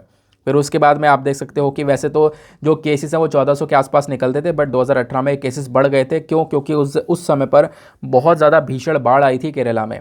वो बातें यहाँ पर बताई गई हैं। और जितने भी लोग यहाँ पर इन्फेक्ट हुए थे उसमें से लगभग 10% लोगों की जान चली गई थी, ऐसा भी यहाँ पर बताया जा रहा है। तो अपने आप में इतनी खतरनाक ये डिज़ीज़ मानी जाती है। तो ये डिज़ीज़ जानवर को, इंसान को, किसी को भी यहाँ पर इफ़ेक्ट कर सकती है। जैसे मैंने आपको बताया, ये जो बैक्टीरिया है, इस बैक्टीरिया की वजह से यहाँ पर ये पूरी डिजीज़ फैलती है। और ये जो बैक्टीरिया है वो कौन सी फैमिली से बिलोंग करता है? लेप्टोस्पिरा। तो नाम सिमिलर है, लेप्टोस्पिरोसिस होती है लेप्टोस्पिरा नामक जो फैमिली है इससे जो बिलोंग करने वाला बैक्टीरिया है उसकी वजह से। ठीक है ना। आगे आते हैं। देन उसके बाद यहाँ पर एक और छोटा सा आर्टिकल आपको देखने को मिलेगा। इस आर्टिकल में क्या बोला गया है, आओ इसको डिस्कस करते हैं। इस वाले आर्टिकल को वैसे आप लोग जीएस पेपर नंबर 3 एनवायरमेंट से लिंक कर पाओगे। बात क्या की जा रही है, altitude decides simians attitude to diet. यहाँ पे आपको एक बंदर दिख रहा होगा, बंदर नहीं लंगूर आप कह सकते हो इसको। तो ये जो लंगूर है ना, ये है हिमालयन ग्रे लंगूर, इसका नाम है हिमालयन ग्रे लंगूर, ध्यान रखना। अब साइंटिफिक नेम क्या है इसका, देखो इसका साइंटिफिक नेम है सेमोनपिथेकस एजेक्स, सेमोनपिथेकस एजेक्स, AJAX यहाँ पर इसका आगे का नाम लगा हुआ है। नहीं तो फिर ये जो सेमिनोपिथेक्स है ना, सेमिनोपिथेकस, ये बेसिकली यहाँ पर एक जो हनुमान लंगूर है, एक हनुमान लंगूर अलग है, ये हिमालयन ग्रे लंगूर अलग है। जो हनुमान लंगूर है वो यहाँ पर आपको अलग अलग देखने को मिलेंगे, है ना। तो वो बेसिकली अलग है, नाम दोनों का डिफरेंट है थोड़ा सा, यहाँ पर ध्यान रखना। और साइंटिफिक नेम के अंदर भी बदलाव हो जाता है, तो बस खाली यहाँ पर ध्यान रखना। अभी हम हिमालयन लंगूर की बात कर रहे हैं, और हिमालयन लंगूर में सेमनोपिथेकस और बीच में यहाँ पर मतलब लास्ट में अजेक्स वर्ड यूज़ किया गया है, वो इसका एक साइंटिफिक नेम है। हुआ क्या है, अब इस लंगूर को लेकर एक रिसर्च करी गई है। यह रिसर्च कहाँ पर हुई है, ये रिसर्च हुई है कालाटोप खज्जर वाइल्ड लाइफ सेंचुरी में। क्या, कालाटोप खज्जर वाइल्ड लाइफ सेंचुरी पर, जो कि हिमाचल प्रदेश में है। तो यहाँ पे रिसर्च ये की गई, ये जो लंगूर है ना हिमालयन ग्रे लंगूर, कुछ लंगूर यहाँ पे नीचे हिस्से पे थे, यानी कि कुछ लंगूर जो है एक तो बहुत ऊंचाई पर थे और एक यहाँ पर कुछ निचले हिस्से पर थे। दोनों के बीच में यहाँ पर एक स्टडी करी गई, तो दोनों के बीच में कुछ डिफरेंसेस देखने को मिले हैं। देखो एक तो यहाँ पर कालाटॉप जंगल में थे, यानी दो ग्रुप थे, एक ग्रुप ये है एक ग्रुप ये है। तो एक ग्रुप जो है इन लंगूर का वो कालाटॉप फॉरेस्ट पर था, लगभग वो जो एरिया है वो कितनी ऊंचाई पर है, वो एरिया लगभग यहाँ पे आप कह सकते हो 2396 मीटर्स की ऊंचाई पर है। फिर एक ग्रुप जो है ना वो खज्जर फॉरेस्ट पर था। अब वो जो खज्जर फॉरेस्ट आपको देखने को मिल रहा है, ये कितनी ऊंचाई पर है, ये लगभग 2188 मीटर की ऊंचाई पर है। मतलब इन दोनों में थोड़ा सा डिफरेंस है। काला टॉप फॉरेस्ट जो है जंगल, वो थोड़ी सी और ऊंचाई पर स्थित है, वहाँ पे एक ग्रुप था इन लंगूरों का। और जो दूसरा ग्रुप था बेसिकली वो थोड़े से निचले हिस्से पड़ता नहीं, खज्जियार फॉरेस्ट जो है ना वो थोड़ा सा नीचे है उस वाले जंगल से, तो एक ग्रुप वहाँ पे था। तो मतलब दो ग्रुप हैं, एक ऊपर ऊंचाई पर है और एक यहाँ पर नीचे वाले हिस्से पर है। तो दोनों के बीच में यहाँ पर स्टडी करी गई है, और दोनों की जब स्टडी करी गई, ऑब्वियस ही बात है जब एक ही फैमिली के हैं, सब कुछ सेम है, स्पीशीज सेम है, लेकिन फिर भी यहाँ पर इनके जो बिहेवियर है उसके बीच में एक डिफरेंस देखने को मिला है। वो डिफरेंस यहाँ पर क्या है कि जो ऊपर वाले लंगूर आपको देखने को मिलेंगे, यानी कि जो कि एक तरीके से काला टॉप फॉरेस्ट पर लोकेटेड हैं, उनको तो खाने में पसंद है फ्लावर, यानी कि जो फूल होता है ना वो खा लेते हैं। और जो खजियार वाला जो ग्रुप आपको देखने को मिलेगा ना, इनको पसंद है क्या, फ्रूट, फल। ये वाला ग्रुप फल खा रहा है, ऊपर वाला ग्रुप यहाँ पे फ्लावर खा रहा है। तो बेसिकली यहाँ पर आप कह सकते हो जो हिमालयन ग्रे लंगूर है ना, ये फ्रूट्स और इन्हीं चीज़ को यहाँ पे फ्लावर वगैरह प्लांट्स को यहाँ पर ये आप कह सकते हो कि प्रेफर करते हैं खाने में, ठीक है ना। तो ये बेसिकली एक स्टडी पब्लिश हुई थी जर्नल ऑफ थ्रेटेंड टेक्सा के अंदर, तो जिसके चक्कर में हिमालयन ग्रे लंगूर न्यूज़ में है। तो हिमालयन ग्रे लंगूर न्यूज़ में इसको लेकर क्या स्टडी हुई है ये तो मैंने आपको बता दिया। करना क्या है अब, हिमालयन ग्रे लंगूर के बारे में इसका आयुसियन स्टेटस जान लेना, क्योंकि जब भी आप किसी जानवर के बारे में पढ़ते हो तो उसका साइंटिफिक नेम और उसका आयुसियन स्टेटस। तो आयुसियन स्टेटस के अंदर ये बेसिकली यहाँ पर आप देख पाओगे मेंशन किया जा रहा है कि ये एंडेंजर्ड कैटेगरी में है, ये आप देख पा रहे होंगे। बताया ये गया कि देखो पत्तियों खाने वाला ये जो लंगूर है जो कि पत्ते खाता है, ये बेसिकली यहाँ पर एक एंडेंजर्ड स्पीशी है। एंडेंजर्ड स्पीशी मतलब कि दुनिया भर में इसकी जो संख्या है ना वो 1500 से भी कम है। आप इमेजिन कर सकते हो 1500 से भी कम संख्या बची हुई है इसकी, और अगर वो भी संख्या ख़त्म हो जाए तो ये प्रजाति ही ख़त्म हो जाएगी। फिर बाद में हम देखेंगे कि हिमालयन ग्रे लंगूर नाम का एक जानवर था, ठीक है ना। तो इस प्रकार की चीज़ें यहाँ पे आपको याद रखनी है। अब इसमें कुछ अलग से पढ़ने वाली बात नहीं थी, सारी चीज़ें आर्टिकल में मेंशन है, साइंटिफिक नेम, आयुसियन स्टेटस और क्या स्टडी हुई है, ये तीन चीज़ें इस आर्टिकल से आपको लिंक करके समझनी है। चलो अब आते हैं अगले आर्टिकल पर, लेकिन उससे पहले हम अपने आते हैं एडिटोरियल डिस्कशन पर। तो एडिटोरियल डिस्कशन से पहले आपको बताऊंगा हम लोग हमेशा एक मेंस का प्रश्न लेते हैं, तो आज का मेंस का प्रश्न क्या है उसको देखते हैं। तो आज का मेंस का क्वेश्चन जो है वो ये बोलता है, रशिया यूक्रेन कॉन्फ्लिक्ट से संबंधित है। कल हमने इसके बारे में थोड़ा सा डिस्कशन भी किया था, याद होगा आपको। तो ये जो यूक्रेन का कॉन्फ्लिक्ट है ना, ऐसा लग रहा है कि अब ये ख़त्म होने वाला है, लेकिन अब बताना यह है कि आपको कि कैसे भारत की जो डिप्लोमेसी है, भारत की जो कूटनीति है वो यहाँ पे पार्टिसिपेट कर सकती है, और साथ ही साथ में हम लोग कैसे रशिया यूक्रेन के बीच में शांति बना सकते हैं, यानी कि हम लोग कैसे इनके बीच में एक पीस एफर्ट्स कंट्रीब्यूट कर सकते हैं, कैसे इनके बीच में शांति को बनवाया जा सकता है, इसमें भारत क्या इंपॉर्टेंट रोल प्ले कर सकता है, आप लोग को ये बताना है। काफ़ी बार हमने डिस्कस किया है, तो आप लोग काफ़ी सारी चीज़ें यहाँ पर लिख सकते हो। 250 शब्दों में आपको आंसर लिखना है। आंसर लिखने के बाद में कहाँ पर सबमिट करना है, टेलीग्राम पर जाना, सर्च बॉक्स में टाइप करना Deepak Yadav education mains answer writing, full form लिखना। आपको मेरा वाला चैनल मिल जाएगा। 38,000 के आसपास लोग ऑलरेडी जुड़ चुके हैं वहाँ पर, तो आप लोग भी जाकर जुड़ सकते हो। और जुड़ने के साथ साथ करना क्या है, आंसर लिखकर सबमिट करना है। और सबमिट करने के साथ साथ एक और छोटा सा काम करना है, कोशिश ये करना कि एटलीस्ट सभी लोग 2-2 आंसर्स को रिव्यू कर सकें। जब आप सभी लोग 2-2 आंसर्स को रिव्यू करोगे तो इससे बहुत फ़ायदा मिलने वाला है आपको भी। अगर आपने कुछ ऐसे पॉइंट्स हैं जो कि नहीं लिखे हैं और दूसरे व्यक्ति ने लिखे हुए हैं, तो उस पॉइंट्स को आप अपने पास में इंक्लूड कर पाओगे। सामने वाले को आप ये भी बता पाओगे, मान लो सामने वाले के आंसर में कुछ मिस्टेक्स है, तो आप सामने वाले को बता पाओगे कि आपको यहाँ पर इम्प्रूवमेंट की आवश्यकता है। तो ये चीज़ें आपको देखने को मिल जाती हैं, और इसी बेसिस पर इस कोऑपरेटिव वे में वो पूरा ग्रुप चल रहा है, तो आप लोग भी जाकर उसको ज़रूर ज्वाइन करना। चलो आते हैं उसके बाद अपने अगले एडिटोरियल की तरफ। मतलब जो एडिटोरियल है आज के न्यूज़पेपर में, आपको पता होगा सैटरडे में एडिटोरियल ऑलरेडी कम आते हैं, लेकिन फिर भी यहाँ पर 2 एडिटोरियल आपको नज़र आ रहे होंगे। एक एडिटोरियल ये है और एक एडिटोरियल ये है। इससे ऊपर वाला EWS कोटा को लेकर है। अभी हमने इसके बारे में ऑलरेडी डिस्कशन कर लिया, प्रॉपर नोट्स आपको टेलीग्राम पर दे दिए गए हैं, तो इसको बार बार पढ़ने की आवश्यकता नहीं है। मैंने आपको बताया कि एक बार कॉन्टेंट रेडी हो जाए किसी पर्टिकुलर टॉपिक को लेकर, तो उस पर ज़्यादा फोकस नहीं करना है। कोई भी पढ़ाए मत ध्यान देना। अब यहाँ पर आपको करना क्या है, कुछ हटकर चीज़ें पढ़नी है ना। मतलब हटकर चीज़ें क्या है कि देखो, एक ही टॉपिक आपने पढ़ लिया, उसके ऊपर 100 एडिटोरियल पब्लिश होंगे। अभी EWS कोटा के ऊपर और कहानियाँ आएंगी, तो कितना करोगे, मतलब कितना लिखना है। वहाँ पे लिखने के लिए सिर्फ 7 मिनट मिलने वाले हैं, 250 शब्द लिखने हैं। और 250 शब्द के लिए जो कंटेंट है वो ऑलरेडी मैं आपको प्रिपेयर करके दे चुका हूँ। EWS कोटा को लेकर सारी फैक्चुअल इन्फॉर्मेशन, करंट इन्फॉर्मेशन, जो भी चीज़ है वो सब आप प्रोवाइड, मतलब आपको मिल चुकी हैं, ठीक है ना। तो ये मेरा कहने का पर्सपेक्टिव है। मतलब करो स्टडी, लेकिन स्मार्ट स्टडी थोड़ी सी ज़्यादा बेटर रहती है, ठीक है ना। चलो, जैसे अब ये वाला आर्टिकल है, कुछ हटकर है। जब मैंने इसको पढ़ा तो अलग बहुत सारी चीज़ें यहाँ पर बताई गई हैं, तो ये चीज़ आपको यहाँ पर हेल्प करेंगे। ये बेसिकली यहाँ पर आपका पॉइंट ऑफ व्यू थोड़ा सा और ज़्यादा एक्सपेंड करने में मदद कर सकती हैं। इस पर्टिकुलर एडिटोरियल को लिखा गया है फुरकान कमर साहब के थ्रू, एक फॉर्मर एडवाइज़र रह चुके हैं for the education in planning commission. तो ऑब्वियस सी बात है, इनके जो पॉइंट ऑफ व्यूज़ है वो मैटर करेंगे। ये हायर एजुकेशन को लेकर बात करते हैं। अब एजुकेशन को लेकर ये क्या बात कर रहे हैं कि देखो, आज के समय पर जो दुनिया भर में अलग अलग इंडेक्सेस आते हैं, या फिर आप कह सकते हो वर्ल्ड यूनिवर्सिटी की रैंकिंग आ गई, QS वर्ल्ड यूनिवर्सिटी की रैंकिंग आ गई। तो दुनिया भर में जो यूनिवर्सिटीज़ होती हैं ना, उनकी रैंकिंग तैयार की जाती है कि पूरे दुनिया में कौन कौन सी यूनिवर्सिटीज़ टॉप पर आती हैं। तो जितनी भी रैंकिंग्स आ रही हैं इंटरनेशनल लेवल पर, भारत की रैंक अच्छी नहीं है। भारत की रैंक अच्छी क्यों नहीं है, वो यहाँ पर ये राइटर बताते हैं। और बाकी सारी जो कंट्रीज़ हैं उनकी रैंक अच्छी क्यों है, वो भी यहाँ पर राइटर ने मेंशन किया है। हम लोग को क्या क्या इंप्रूवमेंट करने की आवश्यकता है, वो चीज़ें बताई हैं। तो ये तो यहाँ पर इस एडिटोरियल का कॉन्टेक्स्ट था कि आखिरकार यहाँ पर किस किस चीज़ के बारे में चर्चा करने वाले हैं। राइटर बोलते हैं, देखो ये ऑब्वियस ही बात है, एक दुख की बात है, लेकिन ये कोई सरप्राइजिंग वाली बात है नहीं कि इंडिया के जो भी इंस्टीट्यूशंस होते हैं, इंडिया की जो भी यूनिवर्सिटीज़ हैं हायर एजुकेशन वाली, वो किसी भी यहाँ पर जो इंडेक्स है ना, जो यहाँ पे आप कह सकते हो बड़ी बड़ी लिस्ट आ रही हैं, उसके अंदर टॉप 100 में नहीं आ रही हैं।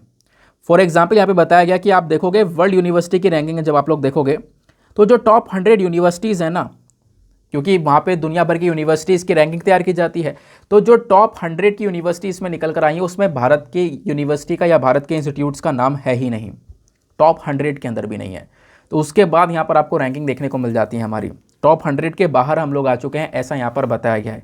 तो यूनिवर्सिटीज़ के अंदर कुछ चीज़ें तो यहाँ पर प्रॉब्लमेटिक हो रही होंगी, जिसकी वजह से हमें रैंकिंग में नंबर टॉप पर नहीं मिल पा रहा है ना। जबकि दुनिया भर की और भी यूनिवर्सिटीज़ है जो कि यहाँ पे टॉप 100 के अंदर आ रही हैं, इंडिया की यूनिवर्सिटीज़ टॉप 100 के अंदर क्यों नहीं आ रही है, वो चीज़ यहाँ पर राइटर मेंशन करते हैं। हालांकि राइटर ने एक फैक्ट बताया कि ये जो टॉप 100 यूनिवर्सिटीज़ है, इसमें इंडिया की रैंकिंग क्यों नहीं आ रही है, उसके पीछे का रीज़न यहाँ पर यह भी है कि हमारी यूनिवर्सिटी के अंदर जो फंड होते हैं, जो पैसा होता है, उसका फ्लो काफ़ी कम है। जबकि बाहर की यूनिवर्सिटीज़ के अंदर प्रॉपर फंडिंग होती है टाइम टू टाइम, और आप कह सकते हो बहुत सारा पैसा वहाँ पर पानी की तरह बहाया जाता है उन यूनिवर्सिटीज़ के अंदर में, ठीक है ना। ये चीज़ आपको देखने को मिलती है। दूसरी चीज़ राइटर ये बोलते हैं कि जो बाहर की यूनिवर्सिटीज़ है ना, उनके पास में एडमिनिस्ट्रेटिव और फाइनेंशियल ऑटोनॉमी है। ऑटोनॉमी समझते हो, यानी कि आप कह सकते हो अपने आप को सेल्फ गवर्न करने की शक्ति है, कि अपने आप से वो चल सकेंगे। ऐसा नहीं कि उनके ऊपर कोई बॉडी बैठी है दूसरी, जैसे भारत के अंदर UGC बैठा है, जो कि सारी यूनिवर्सिटीज़ को रेगुलेट कर रहा है, वैसे वहाँ पर कोई दूसरी बॉडी नहीं बैठी है जो कि यूनिवर्सिटीज़ को रेगुलेट कर रही हो। ज़्यादातर पावर्स इन यूनिवर्सिटीज़ के खुद के हाथ में है कि पैसा कैसे खर्च करना है, कैसे काम करना है, सिलेबस क्या रखना है, सारी चीज़ें यहाँ पर यूनिवर्सिटीज़ के हाथ में ही हैं। तो इसकी वजह से भी यहाँ पर यूनिवर्सिटीज़ को थोड़ा सा छूट मिल जाता है, फ्री हो जाती हैं वो। इस वजह से भी वहाँ का जो एनवायरनमेंट है वो काफ़ी बेटर हो चुका है, ऐसा यहाँ पर राइटर मेंशन करते हैं। राइटर यहाँ पर ये बोलते हैं कि जब आप लोग वर्ल्ड रैंकिंग्स को देखोगे और इंडिया का कंडीशन देखोगे तो इसको समझना।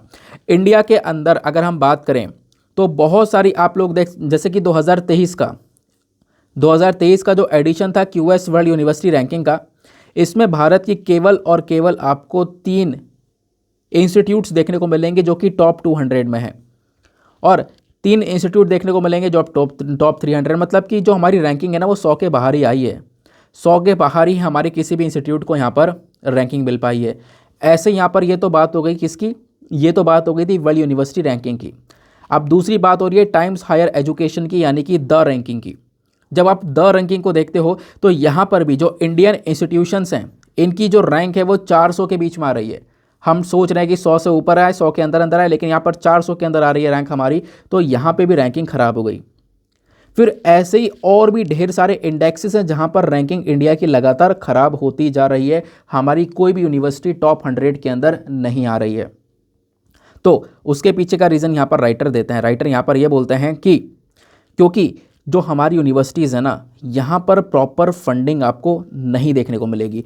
पहली दिक्कत तो यह है कि इनके पास में प्रॉपर फंडिंग नहीं है, और फंडिंग ना होने के साथ साथ इनके पास में सेल्फ ऑटोनॉमी नहीं है, खुद अपने पास में सारी पावर्स नहीं है चीज़ों को आगे चलाने में। तो ये भी यहाँ पर बहुत बड़ी दिक्कतें देखने को मिल रही हैं। क्यों? क्योंकि हमारी जितनी भी यूनिवर्सिटीज़ हैं, जितने भी इंस्टीट्यूट्स हैं, उसके ऊपर कोई ना कोई एक रेगुलेटरी बॉडी बैठी हुई है। अब रेगुलेटरी बॉडी बैठी हुई है उसका मतलब यहाँ पर जैसे कि यूनिवर्सिटी ग्रांट कमीशन हो गया, या फिर all India council for technical education हो गया, ये अलग अलग बॉडी हैं। ये सब रेगुलेटरी बॉडी हैं जो कि हमारी यूनिवर्सिटीज़ के रेगुलेट कर रही है, मॉनिटर कर रही है। सारा काम जो भी यूनिवर्सिटीज़ करती हैं वो सब यहाँ पर आप कह सकते हो कि इनके हिसाब से किया जाता है, यूजीसी और एआईसीटी के हिसाब से किया जाता है। जबकि दुनिया भर में जो बेस्ट यूनिवर्सिटीज़ है ना, उनके ऊपर कोई भी रेगुलेटरी बॉडी है ही नहीं। दुनिया भर में जो टॉप पर यूनिवर्सिटीज़ आ रही हैं उनके ऊपर कोई दूसरी बॉडी बैठी नहीं है, वो अपने हिसाब से काम कर रही हैं। ठीक है ना। अब इंडिया के अंदर क्या होता है कि जो यूनिवर्सिटी ग्रांट कमीशन है यही फंड करता है सारी यूनिवर्सिटी को, सारी फंडिंग यही देता है, सारे पैसे ये देता है। अब पैसे दे रहा है, यूनिवर्सिटी चल रही है, सैलरीज मिल रही है सभी लोगों को। जब प्रॉपर यूनिवर्सिटी वगैरह चल रही है ना, तो यहाँ पर होता ये भी है कि ये अपने कुछ स्ट्रिक्ट गाइडलाइंस भी रख देता है कि भाई आपको, यानी इस यूनिवर्सिटी को ये रूल्स एंड रेगुलेशन फॉलो करने होंगे। तो सभी यूनिवर्सिटीज़ के लिए ये रूल्स एंड रेगुलेशंस यहाँ पे लागू कर दिए जाते हैं यूजीसी के माध्यम से। और बिल्कुल सिमिलर चीज़ें यहाँ पर एआईसीटी भी करता है। एआईसीटी क्या है, अभी मैंने आपको बताया, ये भी कुछ गाइडलाइंस वगैरह लेकर आता है जो कि यहाँ पर फंक्शन करनी होती है सभी लोगों को। फॉर एग्जाम्पल, जो यूनिवर्सिटीज़ हैं यहाँ पर जो फैकल्टी है उनका कैसे रिक्रूटमेंट करना है, कैसे यहाँ पर टीचर्स को हायर करना है, स्टूडेंट का एडमिशन कैसे होना चाहिए, डिग्रीज़ को लेकर, सिलेबस को लेकर बहुत सारी चीज़ें ऐसी होती हैं जहाँ पर ये जो यूजीसी है और एआईसीटी है ये काम करते हैं, इनके रूल्स एंड रेगुलेशन काम करते हैं यूनिवर्सिटीज़ को गवर्न करने के लिए। ये बात क्लियर हुई, ठीक है ना। उसके बाद में यहाँ पर आप कह सकते हो कि यूनिवर्सिटी के अंदर पेडागोजी कैसे रहने वाली है, सिलेबस कैसे रहने वाला है, ये सारी चीज़ें जो प्रेस्क्राइब की जाती हैं वो खुद रेगुलेटरी बॉडीज़ के थ्रू ही की जाती हैं। ये बातें यहाँ पर राइटर मेंशन करते हैं। मतलब हमारी यूनिवर्सिटीज़ के पास में ऑटोनॉमी नहीं है जो कि विदेशी यूनिवर्सिटीज़ के पास में है। ऑटोनॉमी मतलब अपने आप खुद को चलाने की पावर, सेल्फ गवर्नमेंट करने की पावर जो है वो हमारी यूनिवर्सिटीज़ के पास में नहीं है, लेकिन बाहर वाली यूनिवर्सिटीज़ के पास में है, जिसकी वजह से बाहर वाली यूनिवर्सिटीज़ की जो रैंकिंग है वो थोड़ी सी ज़्यादा बेटर देखने को मिलती है इंटरनेशनल इंस्टीट्यूशन रैंकिंग्स के अंदर में। ये बात क्लियर हो गई। इसी चीज़ के ऊपर राइटर ने जोर दिया कि भैया ऑटोनॉमी इज़ प्राइम। ऑटोनॉमी जो है ना ये सबसे ऊपर है, इसी को सबसे ऊपर रखना होगा, क्योंकि जो बेस्ट यूनिवर्सिटीज़ है दुनिया भर के अंदर में उनके पास में खुद की ऑटोनॉमी है। वो खुद के हिसाब से खुद डिसीजंस लेते हैं, खुद काम करते हैं, क्योंकि खुद की सुनना भी बहुत इंपॉर्टेंट बन जाता है। खुद आपको पता है कि कैसे कैसे यहाँ पे काम करना है, क्योंकि आप जो यूनिवर्सिटी वो अपने हिसाब से काम कर सकती है बेटर तरीके से, लेकिन उसके ऊपर कुछ रूल्स एंड रेगुलेशंस लेकर आए जाएँ और वो चीज़ यहाँ पर यूनिवर्सिटी से फॉलो करवाई जाए तो वो चीज़ यहाँ पे कहीं ना कहीं ख़राब हो जाती है, राइटर मेंशन करते हैं। और यूरोप के अंदर आप देखोगे तो यूरोपियन जितने भी हायर एजुकेशन सिस्टम है तो वो सब के सब आज के समय पर उनके पास सारी की सारी पावर दे दी गई है। मतलब उनको बेसिकली 4 ऑटोनॉमी तो दी गई है, जैसे फाइनेंशियल, स्टाफिंग, एकेडमिक और ऑर्गेनाइजेशन। ये 4 चीज़ों को लेकर यूनिवर्सिटी खुद काम करेंगे। इनके पास पैसा आएगा, कैसे खर्च करना है उनको पता है, कैसे वहाँ पे रिक्रूटमेंट करना है उनको पता है, कैसे सिलेबस तैयार करना है खुद उनको पता है। उनके ऊपर कोई दूसरी बॉडी नहीं बैठी है बताने के लिए कि हाँ आपको ये करना है। ठीक है ना, ये बात आपको समझ में आई। देन इसके बाद यहाँ पर और क्या मेंशन किया गया, देखो जो हमारे पास में नेशनल एजुकेशन पॉलिसी है, आपको पता होगा साल 2020 में जो नेशनल एजुकेशन पॉलिसी लेकर आई गई थी, इसने यहाँ पर एक चीज़ को हाईलाइट तो ये किया है कि हाँ बिल्कुल हमारे पास में जो भी हमारा हायर एजुकेशन है ना, उसको ऑटोनॉमी की आवश्यकता है, खुद से यहाँ पर उसको गवर्न करने की आवश्यकता है। मतलब कि उसको खुद से हायर एजुकेशन को उसकी खुद की पावर दी जाए ताकि वो खुद अपने आप को आगे चला सके। तो ये इस चीज़ को हाईलाइट तो करता है, लेकिन अभी तक इंडिया के अंदर ये चीज़ देखने को मिली नहीं है। ये चीज़ नहीं देखने को मिली कि यूनिवर्सिटीज़ के पास में अपनी खुद की ऑटोनॉमी हो, खुद की अपनी पावर्स हों। तो ये बात यहाँ पर नेशनल एजुकेशन पॉलिसी ने थोड़ी बहुत हाईलाइट करी है, लेकिन फिर भी आप देखोगे यहाँ पर कमी ही है ऑटोनॉमी की। सबसे बड़ी प्रॉब्लम यही है कि हायर एजुकेशन के अंदर हम लोगों को एक प्रॉमिस ये करना होगा कि हम मेजर पावर्स इनको दें, इनको इंडिपेंडेंट बनाएं, किसी के ऊपर डिपेंडेंट ना बनाएं। कोई रेगुलेटरी बॉडी अगर इनको गवर्न कर रही होगी तो फिर अगेन यहाँ पर ये खुल के अपने हिसाब से काम नहीं कर पाएंगे। यूनिवर्सिटीज़ को पता है कि अपने माहौल के हिसाब से, अपने सिचुएशन के हिसाब से कैसे वर्क करना है, वो चीज़ यूनिवर्सिटीज़ यहाँ पर नहीं कर पाएंगी। तो इंडिया के अंदर जो यूनिवर्सिटीज़ हैं वो बहुत लंबे समय से अपनी ऑटोनॉमी को खोते जा रहे हैं। पिछले 2 साल में आप देखोगे तो यहाँ पर थोड़ा बहुत आप नेशनल एजुकेशन पॉलिसी की काफ़ी चर्चा हुई है, नेशनल एजुकेशन पॉलिसी को इम्प्लीमेंट किया जा रहा है। उसके बावजूद भी यहाँ पर आप देखोगे कि यूनिवर्सिटीज़ के पास में आज के समय पर ऑटोनॉमस जो यूनिवर्सिटी जो ऑटोनॉमस है वो बहुत कम है। मतलब पहले तो थोड़ी बहुत पावर हुआ भी करती थी, लेकिन आज के समय पर पूरे रूल्स एंड रेगुलेशंस उनके ऊपर लगाए जाते हैं। ठीक है ना। तो बताया ये गया कि फोर्सिंग हायर एजुकेशन इंस्टीट्यूशन, यानी कि किसी भी हायर एजुकेशन इंस्टीट्यूशन या यूनिवर्सिटी के ऊपर जोर देना कि आपको ये गाइडलाइंस, ये रूल्स एंड रेगुलेशन फॉलो करना है, तो ये कहीं ना कहीं प्रॉब्लम ही क्रिएट करेगा। आपको पावर देनी होगी, आज नहीं तो कल आने वाले टाइम पर आपको पावर देनी होगी। जो छोटे छोटे मैनेजमेंट्स है इवन वो तो उनको दे सकते हो ना, programme delivery, faculty recruitment, student के एडमिशन को लेकर, एडमिनिस्ट्रेशन को लेकर वहाँ पर, उसके बाद में कोर्स का कंटेंट क्या रखना है, ये छोटी छोटी चीज़ें तो उनके हाथ में दे दो ना। तो इससे यहाँ पर काफ़ी हद तक इम्प्रूवमेंट देखने को मिल सकता है, एक बार हम ये काम करके देखें तो ये चीज़ यहाँ पर राइटर मेंशन करते हैं। आई होप आपको काफ़ी सारी चीज़ें यहाँ पर क्लियर हो चुकी हैं, समझ में आया। चलो, तो इम्पॉर्टेंट पॉइंट ऑफ व्यू थे, अच्छे थे, कुछ हटकर था, कुछ नया आया है आज। जब भी देखो आपको पता होगा एडिटोरियल सेक्शन में मैं पढ़ तो लेता हूँ एडिटोरियल रोज़ाना, आपको पता होगा द हिंदू के एडिटोरियल में थोड़े कम डिस्कस करता हूँ। मतलब डिस्कस करता हूँ जब कुछ काम का मिलता है, तो जब कुछ अच्छा मिलता है, कुछ अच्छे पॉइंट ऑफ व्यूज़ होते हैं तो ऑब्वियस सी बात है उसको डिस्कस किया जाता है, नहीं तो फिर दूसरे न्यूज़पेपर से काम के डिस्कस कर लिए जाते हैं जो कि आपके एग्जाम के लिए रेलिवेंट हो। कल मैंने 2 कमेंट देखे हुए थे नीचे, काफ़ी सारे लोग पूछ रहे थे सर ग्रीन वॉशिंग का जो एडिटोरियल जो आपने कल डिस्कस किया वो द हिंदू में तो है नहीं, लेकिन ये इंपॉर्टेंट है, इसको लेकर यूपीएससी ने साल 2022 में सवाल पूछा हुआ है। उसके बाद यहाँ पर पहले भी सवाल पूछा गया, कार्बन क्रेडिट को लेकर सवाल पूछा गया, ये आपने कहाँ से उठाया? वो बेटे मैंने दूसरे न्यूज़पेपर से उठाया हुआ था। ठीक है ना। तो वही चीज़ है कि काम की चीज़ यहाँ पर मिल जाती है ना, तो फिर उस चीज़ को मतलब खासकर एडिटोरियल सेक्शन, क्योंकि जब मैं पढ़ता हूँ ना यार द हिंदू का एडिटोरियल, तो काफ़ी बार मुझे मतलब चीज़ें ख़राब सी लगती हैं कि यार ये बताना या ये पढ़ाना मतलब कोई भी फ़ायदेमंद नहीं। आपको पता होगा पूरे वीडियो के अंदर इतनी सारी चीज़ें आपको मिल जाती है, कंटेंट मिल जाता है एग्ज़ाम के लिए, लेकिन एडिटोरियल से सब कुछ काम की चीज़ें निकलती नहीं है, तो मुझे अच्छा लगता भी नहीं उसको पढ़ाना। तो इस वजह से यहाँ पर जो काम की चीज़ें मिलती रहती हैं वो मैं यहाँ पर कवर करता रहता हूँ। ठीक है ना। आते हैं अगले आर्टिकल पर। अब देखो अगला आर्टिकल बहुत इंटरेस्टिंग है, इंपॉर्टेंट है। यहाँ पे क्या बात की जा रही है? पीएचडी को लेकर। जो पीएचडी की डिग्री होती है सभी को पता है, इसको लेकर भी नए रूल्स एंड रेगुलेशंस लेकर आए गए हैं। तो जो नए रूल्स एंड रेगुलेशन लेकर आए गए पीएचडी के लिए, उसको लेकर कुछ चिंताएं यहाँ पर आर्टिकल के अंदर जताई गई हैं। तो अब इन चिंताओं को डिस्कस करने से पहले आपको समझना होगा कि आखिरकार क्या क्या नए रूल्स एंड रेगुलेशन। देखो यहाँ पे हम वही बात कर रहे हैं, क्या बात कर रहे हैं कि यूजीसी वगैरह का जो रोल है यहाँ पे थोड़ा सा कम होना चाहिए। यहाँ पे आप देख पाओगे यूजीसी का वापस से डिसीजन आ चुका है। यूजीसी ने यहाँ पर कुछ गाइडलाइंस जारी कर दी हैं पीएचडी के लिए कि आपको पीएचडी के लिए जो यूनिवर्सिटीज़ होंगे ये करना होगा। तो वही चीज़ यहाँ पर राइटर मेंशन कर रहे हैं, तो मतलब दोनों आर्टिकल को आप लिंक भी कर सकते हो। चलो आओ समझते हैं हुआ क्या। तो यूजीसी, यूनिवर्सिटी ग्रांट कमीशन, इन्होंने क्या किया, नए रूल्स एंड रेगुलेशन जारी कर दिए हैं पीएचडी को लेकर, यानी कि जो हमारी डिग्री होती है डॉक्टर ऑफ फिलोसफी की डिग्री, उसकी बात कर रहे हैं। हर एक सब्जेक्ट के अंदर पीएचडी होती है, पीएचडी कर लेते हो तो लास्ट में अब आपके नाम के आगे डॉक्टर लग जाता है, आपको याद होगा। है ना, पता ही होगा, ऑब्वियस सी बात है। तो इसी के बारे में बात करें, आपने ग्रेजुएशन किया, पोस्ट ग्रेजुएशन किया, उसके बाद आप पीएचडी कर सकते हो, है ना, ये बात आपको ध्यान में रखनी होती है। लेकिन अब जो नए रूल्स एंड रेगुलेशन है वो क्या बोलते हैं, इसको समझते हैं, कॉन्टेक्स्ट क्या है। तो जो नए रूल्स एंड रेगुलेशन आए हैं पीएचडी डिग्री के लिए, उसका नाम पहले क्या है, देखो उसका नाम है university grant commission minimum standards and procedures for award of PhD degree regulations 2022। ये इसका नाम है इस पूरे रूल्स का। ये जो रूल है नए वाले, ये पुराने वाले रूल को रिप्लेस कर देंगे। पुराने वाले यानी कि 2016 के कुछ और हमारे पास में नियम कानून थे, उसको रिप्लेस करके नए रूल्स यहाँ पर लेकर आए गए।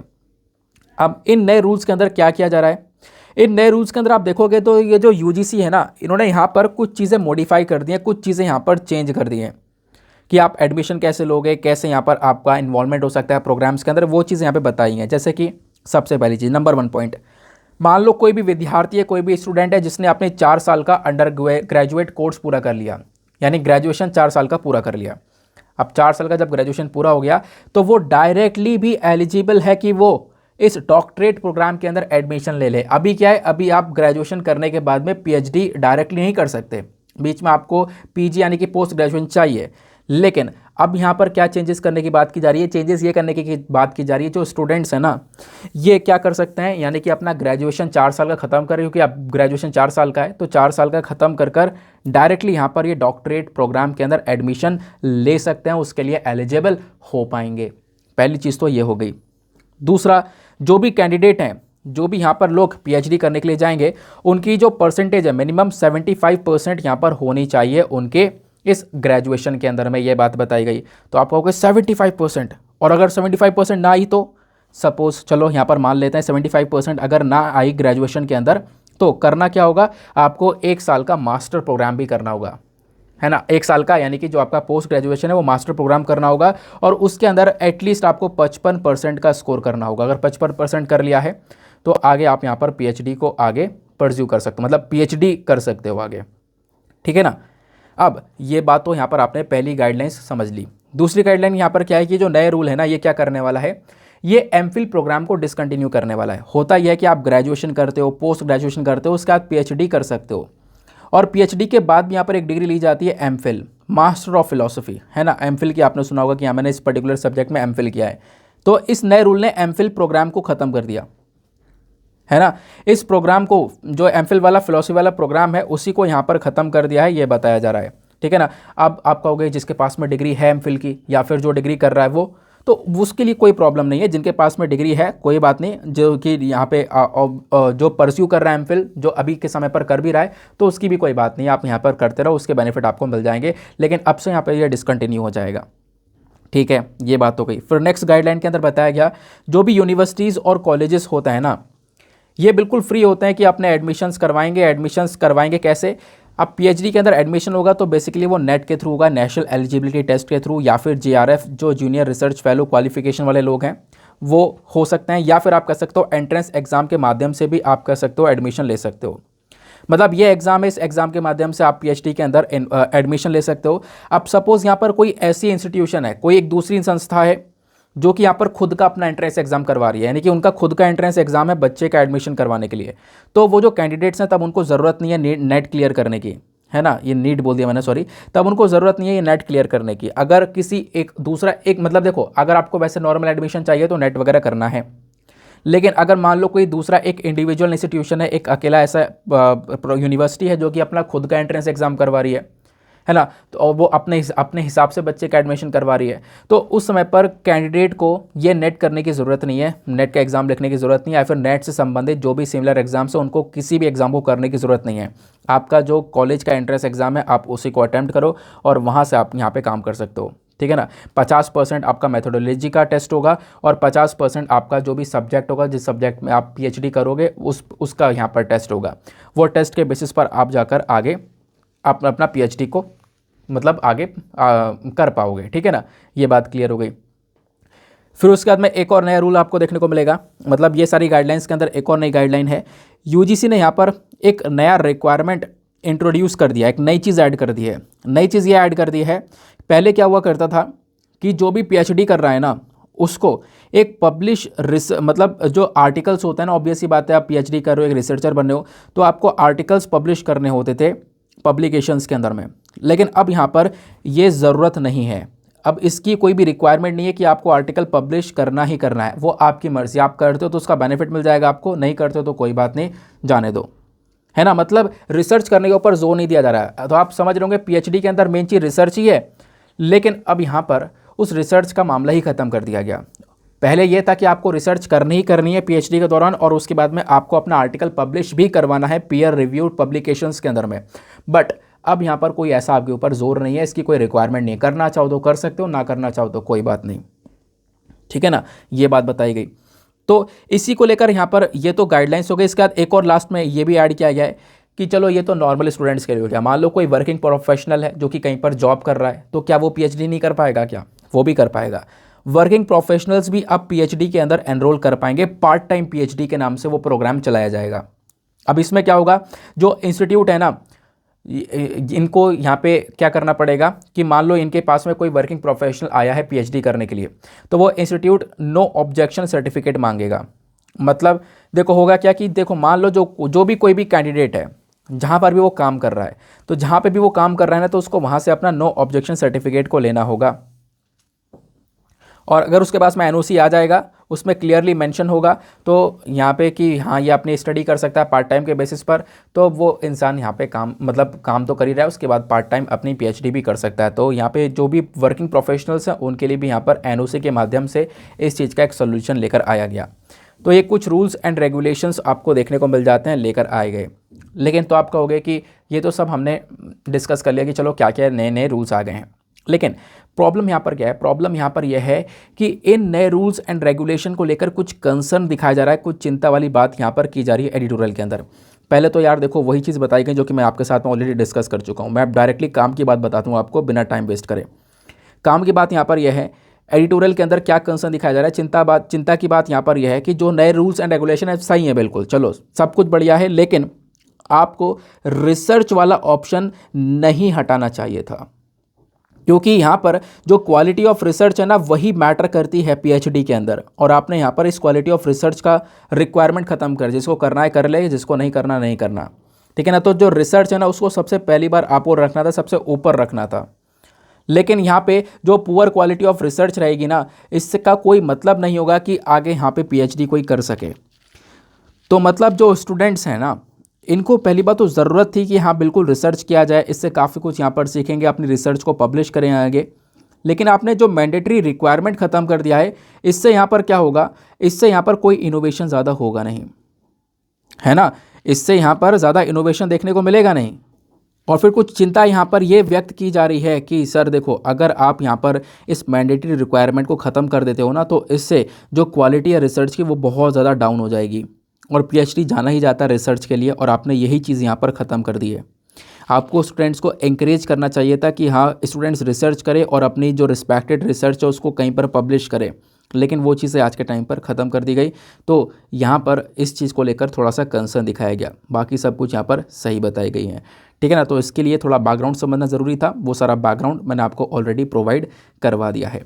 तो ये था आज का हमारा पर्टिकुलर एडिटोरियल। आई होप आपको सारी की सारी क्लैरिटी मिल चुकी होगी। तो 2 ही आर्टिकल काम के थे, बाकी सैटरडे में डिस्कशन छोटा ही रहता है। क्यों? क्योंकि सैटरडे में आपको पता होगा ये ग्राउंड ज़ीरो का पेज आता है, ग्राउंड ज़ीरो का पेज हमारे लिए काम का है नहीं।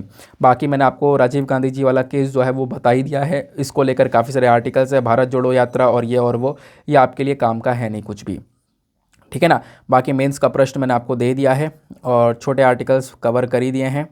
एक आर्टिकल और रह जा रहा है, वो यहाँ पर यह है, इसको भी फटाफट कवर कर लेते हैं। बात क्या की जा रही है? एनडीआरएफ। एनडीआरएफ मतलब नेशनल डिजास्टर रिस्पांस फोर्स। तो इन्होंने अपनी टीम को तैनात कर दिया है तमिलनाडु के 4 डिस्ट्रिक्ट्स के अंदर। क्यों? क्योंकि तमिलनाडु के अंदर खतरा बना हुआ है कि अभी आने वाले समय पर भीषण जो बारिश है वो हो सकती है, ठीक है ना। तो एक रेन अलर्ट यहाँ पर जारी कर दिया गया है। अभी मैं आपको बताऊँ हुआ क्या है। जब आप लोग इंडिया का मैप देखते हो इस प्रकार से नीचे से, तो आपको यहाँ पर तमिलनाडु देखने को मिलेगा और इधर बे ऑफ बंगाल देखने को मिलेगा। तो बे ऑफ बंगाल के अंदर बहुत ज़्यादा लो प्रेशर बन रहा है, और वो जो लो प्रेशर है वो कहीं ना कहीं तमिलनाडु को बुरी तरह से इफेक्ट कर सकता है, ऐसा यहाँ पर बताया जा रहा है, ठीक है ना। तो इसके लिए रेस्क्यू जो मटेरियल्स वगैरह वो पहले से तैयार कर लिए गए हैं 4 डिस्ट्रिक्ट के अंदर में। जो भी यहाँ पे 4 डिस्ट्रिक्ट है जहाँ पर खतरा बना हुआ है, तो वहाँ पे टीम वगैरह आ चुकी है नेशनल डिजास्टर रिस्पांस फोर्स की, जो कि यहाँ पे पूरी तरह से काम कर रही है। और अगर कुछ भी यहाँ पे सिचुएशन ख़राब होती है तो डेफिनेटली एक कदम उठाया जाएगा, लोगों को बचाया भी जाएगा, ऐसा यहाँ पर मेंशन किया जा रहा है। ठीक है ना, तो ये आर्टिकल के अंदर मेंशन किया गया। तो एक बेसिकली यहाँ पर बाढ़ का डर लगा हुआ है, भीषण बारिश का अलर्ट जारी कर दिया गया है आईएमडी के थ्रू। तो जो हमारा इंडियन मेट्रोलॉजिकल डिपार्टमेंट है, भारत का मौसम विभाग है, इसने यहाँ पर रेन अलर्ट जारी कर दिया है क्योंकि लो प्रेशर बहुत ज़्यादा बन रहा है बे ऑफ बंगाल के अंदर। उस लो प्रेशर की वजह से तमिलनाडु के कोस्ट पर बारिश बहुत ज़्यादा होने की संभावना भी है। नाउ ये जो एनडीआरएफ है, नेशनल डिजास्टर रिस्पांस फोर्स, ये क्या है, इसके बारे में थोड़ी सी बातें हम लोग जान लेते हैं। नेशनल डिजास्टर रिस्पांस फोर्स, इसका काम है कि देखो कोई भी घटना होती है, कोई भी डिजास्टर आता है तो उसके रिस्पांस में वहाँ पे जो तबाही हो रही है उसको कम करने में यहाँ पर मदद करता है नेशनल डिजास्टर रिस्पांस फोर्स। ठीक है ना, इसको यहाँ पे बनाया गया डिजास्टर मैनेजमेंट एक्ट 2005 के तहत, इसके रिगार्डिंग यहाँ पर काम करता है। और डिज़ास्टर मैनेजमेंट की जब बात आती है, मतलब जब भी कोई इस प्रकार से डिज़ास्टर आता है तो उसको कैसे मैनेज किया जाए, इसकी जब बात आती है ना, तो इसको लेकर बहुत सारी इंपॉर्टेंट बॉडीज़ हैं। जैसे कि एक तो हमारा एनडीआरएफ यही हो गया, इसके अलावा सबसे बड़ी जो बॉडी है वो है नेशनल डिज़ास्टर मैनेजमेंट अथॉरिटी।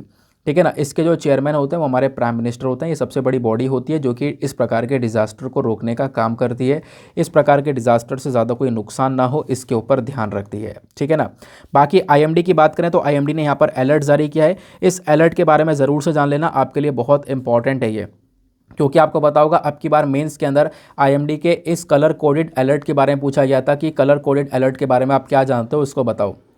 तो जब हम लोग बात करते हैं कि मान लो कहीं पर बारिश होने की संभावना है, बारिश बहुत ज़्यादा हो रही है, बाढ़ होने की संभावना है, तो आईएमडी क्या करता है, अलग अलग कलर के अलर्ट जारी करता है। अलग अलग कलर के अलर्ट जारी करता है। इसमें बेसिकली 4 कलर हैं और वो 4 कलर में जैसे कि सबसे पहले सपोज़ यहाँ पर येलो कलर का अलर्ट जारी कर दिया। येलो कलर के अलर्ट का मतलब यहाँ पर यह है कि बिल्कुल आप जागरूक हो जाओ, सिचुएशन ख़राब होने वाली है। मतलब जब वेदर अच्छा नहीं होता है पिछले कुछ दिनों से, तब येलो अलर्ट जारी कर दिया जाता है। येलो अलर्ट बेसिकली सजेशन देता है कि देखो वेदर जो है ना, मौसम कभी भी बुरी तरह से ख़राब हो सकता है, तो आपकी जो एक्टिविटीज़ है वो ख़राब हो सकती हैं। तो यहाँ पर बेसिकली लोगों को जागरूक करने का काम करता है येलो अलर्ट। उसके बाद में दूसरा होता है ऑरेंज अलर्ट या फिर एम्बर भी इसको बोलते हैं। तो इसका मतलब बी प्रिपेयर, मतलब तैयार रहो। ऑरेंज अलर्ट इशू किया जाता है कब, जब वेदर बहुत ही ज़्यादा एक्सट्रीमली ख़राब हो जाता है ना, सिचुएशन ख़राब हो सकती है बुरी तरह से, तो यहाँ पर एक ऑरेंज अलर्ट यानी कि तैयार रहना, कभी भी सिचुएशन ख़राब होगी तो आपको यहाँ पर जान बचानी पड़ेगी। फिर उसके बाद में एक होता है रेड अलर्ट। रेड अलर्ट मतलब होता है टेक एक्शन, तुरंत यहाँ पर एक्शन लो, यानी कि एक बहुत बुरी कंडीशन हो चुकी है, बाढ़ वगैरह आ चुकी है, हालत ख़राब हो चुके हैं, तो रेड अलर्ट यहाँ पर जारी किया जाता है बाढ़ के समय पर, है ना, जब पानी का स्तर बढ़ने लगता है उस समय पर, कि भैया अब तुरंत यहाँ पर एक्शन लिया जाए, तुरंत यहाँ पर सेफ जगह पर पहुँचो, तो वो होता है रेड अलर्ट। तो येलो, ऑरेंज, रेड आपने समझा। एक होता है ग्रीन अलर्ट। ग्रीन के अंदर आप कह सकते हो कोई भी एडवाइजरी इशू नहीं की जाती। ग्रीन अलर्ट मतलब ऑल इज़ वेल, सब कुछ बढ़िया है। तो ये 4 प्रकार के कलर कोडिंग्स होते हैं जो कि आईएमडी यहाँ पे जारी करता है। तो ये आईएमडी कलर्ड अलर्ट्स के बारे में मैंने आपको बता दिया है। ठीक है ना, तो ये था हमारा आज का ये वाला आर्टिकल। बाकी ये था ओरल डिस्कशन। अब फटाफट हम लोग अपने प्रीलिम्स के सवाल को भी देख लेते हैं, इसका उत्तर है क्या। तो यूपीएससी 2021 में प्रश्न पूछा गया था, बोलगार्ड 1 और बोलगार्ड 2 जो टेक्नोलॉजीज़ है वो कौन से कॉन्टेक्स्ट में मेंशन की जाती है। तो इसका सही उत्तर है option number B, developing genetically modified crop plants. ठीक है ना, इस टेक्नोलॉजी का इस्तेमाल करते हैं ताकि जेनेटिकली मॉडिफाइड क्रॉप प्लांट्स को बनाया जाए। और आपको पता होगा इस टेक्नोलॉजी के माध्यम से बीटी कॉटन जो है ना, उसको यहाँ पर बनाया गया था। Bollgard 1 cotton, Bollgard 2 cotton. और मैंने आपको जब जीएम मस्टर्ड के बारे में, यानी कि अभी जेनेटिकली मॉडिफिकेशन मस्टर्ड क्रॉप के बारे में चर्चा की जा रही थी, तो मैंने मस्टर्ड के बारे में भी आपको पढ़ाया था, तब भी मैंने बोलगार्ड के बारे में बताया था। ठीक है ना, तो ये था बोलगार्ड के बारे में। तो बोलगार्ड टेक्नोलॉजी कहाँ पर इस्तेमाल की गई है, जो भी हमारे modified genetically modified crop plants होते हैं, है ना, जिसके जीन के अंदर हम लोग चेंजेस करते हैं, तो उस प्रकार की क्रॉप प्लांट्स को डेवलप करने में इन टेक्नोलॉजीज़ का इस्तेमाल किया जाता है। चलो फिर इसी के साथ में करते हैं हम लोग आज के अपने इस लेक्चर को समाप्त और मिलते हैं आप लोगों से अगले वीडियो में। आज के लिए bye bye, have a nice day, thank you and जय हिंद।